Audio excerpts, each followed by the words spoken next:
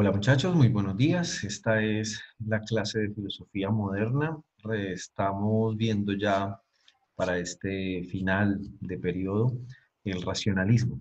El racionalismo ya en específico. Ya tuvimos la oportunidad de ver el racionalismo y el empirismo a grandes rasgos, como sus puntos de encuentro, sus puntos comparativos. Pero esta vez ya vamos a entrar en la especificidad de algunos autores eh, por una razón sencilla, y es que con el racionalismo en la filosofía moderna va a empezar o a dar inicio lo que conocemos como ciencia, ¿sí? Y a partir de específicamente un autor llamado René Descartes, quien va a ser el creador del método científico. Entonces aquí la ciencia va a asumirse como el primer carácter de estudio serio dentro de la filosofía, y pues digamos que es demasiado importante que podamos estudiarlo de esta manera ya específica. Entonces vamos a ver el racionalismo cartesiano, y su primer apartado pues va a ser la duda hiperbólica. Pero entonces empecemos con esta pregunta. ¿Alguna vez ustedes han llegado a dudar de todo? Sé que hemos tenido dudas, ¿sí? Sí, todos tenemos dudas, todos tenemos cuestionamientos, pero la pregunta va enfocada hacia, en algún momento hemos tenido duda de si realmente, por ejemplo, la realidad es lo que se nos aparece, si la realidad es todo lo que creemos, o definitivamente la realidad eh, podría ser otra cosa. Entonces, dudar de todo ya nos pone en el plano de lo hiperbólico, ¿no? Como entendemos la hipérbole o la exageración, nos va a llevar en el camino de Descartes a poder encontrar qué verdades absolutas podemos encontrar. Decía Calderón de la Barca, Pedro Calderón de la Barca, en un pequeño poema: ¿qué es la vida? Un frenesí. ¿Qué es la vida? Una ilusión, una sombra, una ficción. Y el mayor bien es pequeño, que toda la vida es sueño y los sueños sueños son. Esta aclaración casi que literaria la he querido hacer porque René Descartes, este personaje nacido en La Haye en 1596, que viene de una familia pequeño burguesa, algún día tuvo un sueño muy vívido, y en ese sueño tan vívido se dio cuenta de algo. Digamos que se puso a pensar cuál es la diferencia entonces entre la realidad y la ficción y los sueños, porque lo sintió tan vívido que dijo, bueno, ¿y qué me garantiza a mí que esto que yo considero es la realidad realmente es verdad, realmente lo es? Pues bien, esa va a ser una de las grandes puntos de partida de nuestro querido René Descartes. Va a estudiar con los jesuitas en el Colegio de la Flèche. Allí es donde va a conocer a la filosofía escolástica, va a conocer a San Agustín, pero lo va a encantar muchísimo Santo Tomás, aunque después va a tener ya sus diferencias con él. Y va a estudiar Derecho en Poitiers, y va a aprender allí matemáticas. Y encuentra en la matemática el modelo perfecto para generar conocimiento, dado su metodología. Fue un soldado del ejército de Mauricio Nassau, y después en el de Maximiliano Baviera. eh, Va a residir pues en varias partes, en París principalmente, y allí pues va a dedicarse a la matemática, y la va a preferir como una nueva ciencia frente a la escolástica, que era lo que realmente hasta ese entonces, digamos que gobernaba el mundo intelectual. Luego, pues finalmente se retira a Holanda, y allí va a conocer a la princesa Isabel de Bohemia, pero también va a conocer a la princesa Cristina.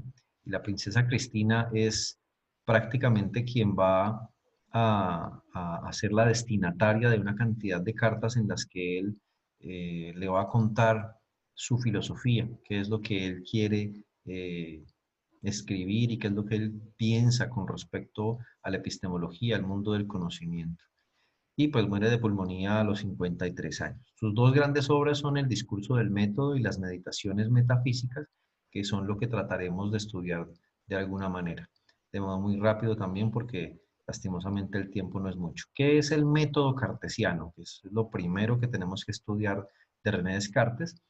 Lo escribe a mediados del siglo XVI, ¿sí? En plena época en la que empieza a sentirse la necesidad en el conocimiento de tener un orden, una disciplina y un método en la filosofía, porque hay demasiados caminos, pero pareciera que cada camino cada teoría llega a una parte diferente, pero Descartes encuentra que no hay un método unificado y en la medida en que no lo haya, pues entonces ni la escolástica ni la filosofía aristotélica ya sirven para algo. Entonces hay que crear una nueva ciencia. Y lo primero que va a decir, inspirado en las matemáticas, es que el método de la ciencia debe ser un método racional y debe ser un método deductivo. Cuando hablamos de racional es que principalmente debe tener una teoría, pero esa teoría debe lanzarnos hacia verdades que sean válidas para todas las ciencias, es decir, verdades de carácter objetivo y universal.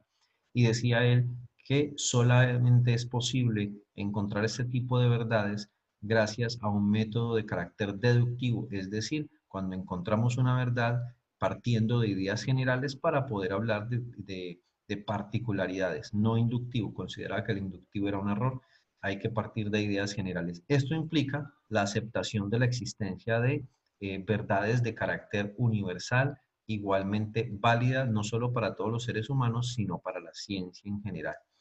Y en el árbol del conocimiento de todas las ciencias había un orden para él.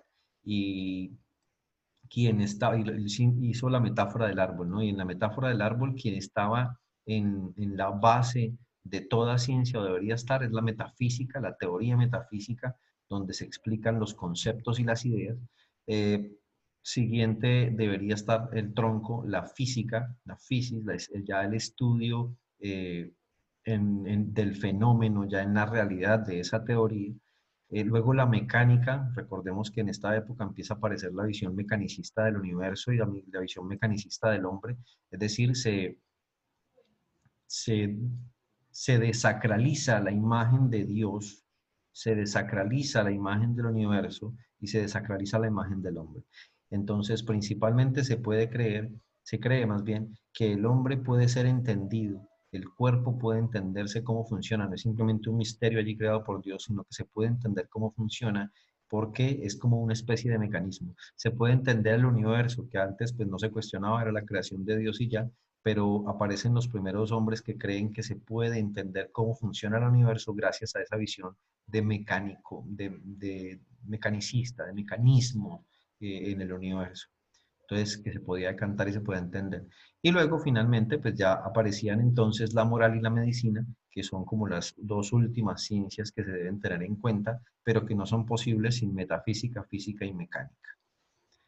La inspiración le llega a través de tres sueños, como ya lo había dicho, que tuvo una noche de tormenta y entonces, mientras era soldado, ¿no?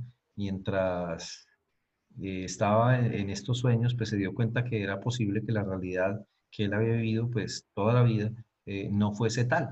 Entonces decide crear un método válido para todas las ciencias, sencillo y accesible a todos, pero tenía que partir de unas primeras verdades que van a ser claras y distintas, es decir, son ideas sobre las cuales no se puede durar absolutamente nada, y con ellas va a tratar de construir el edificio de la ciencia y de la filosofía.